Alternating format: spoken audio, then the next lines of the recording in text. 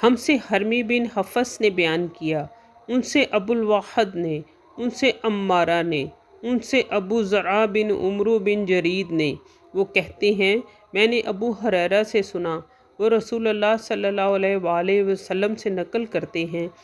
آپ صلی اللہ علیہ وآلہ وسلم نے فرمایا کہ جو شخص اللہ کی راہ میں جہاد کے لیے نکلا، اللہ اس کا ضامن ہو گیا۔ اللہ تعالیٰ فرماتا ہے، اس کو میری ذات پر یقین اور میرے پیغمبروں کی تصدیق نے اس سرفروشی کے لیے گھر سے نکالا ہے۔ میں اس بات کا ضامن ہوں کہ یا تو اس کو واپس کر دوں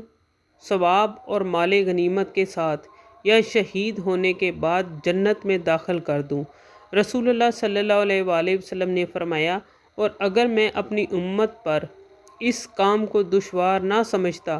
تو لشکر کے ساتھ نہ چھوڑتا، اور میری خواہش ہے کہ اللہ کی راہ میں مارا جاؤں، پھر زندہ کیا جاؤں، پھر مارا جاؤں، پھر زندہ کیا جاؤں، پھر مارا جاؤں۔